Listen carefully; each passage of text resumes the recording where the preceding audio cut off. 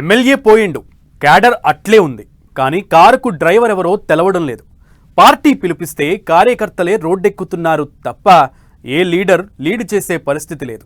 ఆ సెగ్మెంట్లలో పార్టీని ముందుండి నడిపించే నాయకుడు ఎవరో క్లారిటీ లేదు. జంపింగ్స్ అయిపోయి 3 నెలలయ్యింది. ఇప్పటికీ ఆ నియోజకవర్గాల్లో కారును నడిపించే నాయకుడు లేరు. 3-4 పోటీలో ఉన్నా ఎవరిని సెలెక్ట్ చేయడం లేదు. ఇంతకీ ఆ నియోజకవర్గాల్లో కారు పార్టీ ఇన్ఛార్జ్ ఎవరు? క్యాడర్ ఎవరి వెంట నడవాలి? లీడర్ల మదిలో అసలేముంది? ఆ నియోజకవర్గాల్లో కారు రథసారథి ఎవరు? పోయినోళ్లు పోయిండ్రు, ఉన్నోళ్లకు భరోసా ఏది?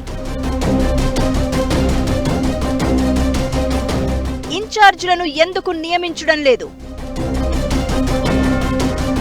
ఒకరి తర్వాత ఒకరు 10 మంది వరుస పెట్టి హస్తం గూటికి చేరారు.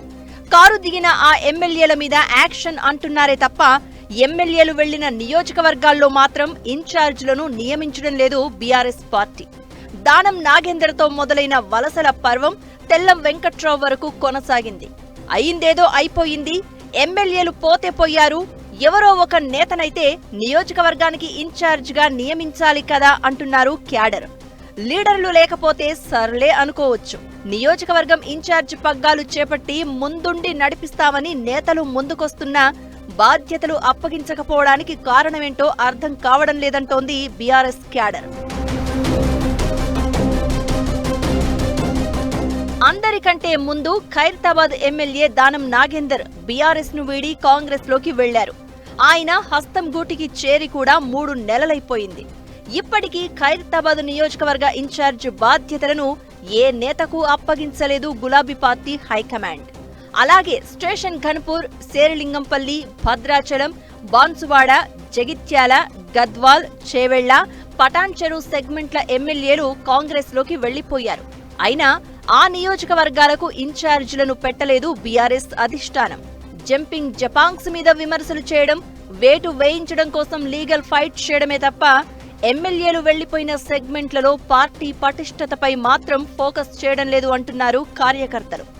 నియోజకవర్గ ఇన్ఛార్జ్ లేకపోవడం తమకు ఇబ్బందికరంగా మారిందని అంటున్నారు. ధర్నాలు, రాస్తారోకోల్లో అరెస్ట్ అయితే తమను విడిపించే నాయకుడు ఎవరని ప్రశ్నిస్తున్నారు. నియోజకవర్గంలో పార్టీ మంచి చెడును చూసుకునేది ఎవరో అర్థం కావడం లేదని అంటోంది ఆ 10 నియోజకవర్గాల గులాబీ క్యాడర్. పటాన్చెరు ఎమ్మెల్యే గూడెం మహిపాల్ రెడ్డి పార్టీని వీడడంతో నియోజకవర్గ ఇన్ఛార్జ్ బాధ్యతల కోసం చాలా మంది నేతలు పోటీ పడుతున్నారు.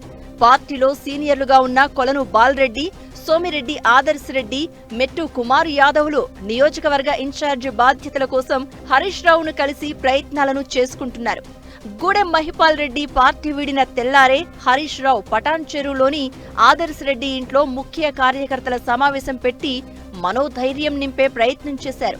నియోజకవర్గంలో పార్టీ బలంగా ఉందని, గూడెం మహిపాల్ రెడ్డి పార్టీ వీడినా నష్టం లేదని, తాను అందుబాటులో ఉంటాను అని భరోసా ఇచ్చారు. ఇక అప్పటి నుంచి మెట్టు కుమార్ యాదవ్, ఆదర్శ్ రెడ్డి, కొలను బాలరెడ్డి, సోమిరెడ్డి తమ ప్రయత్నాలను ముమ్మరం చేశారు.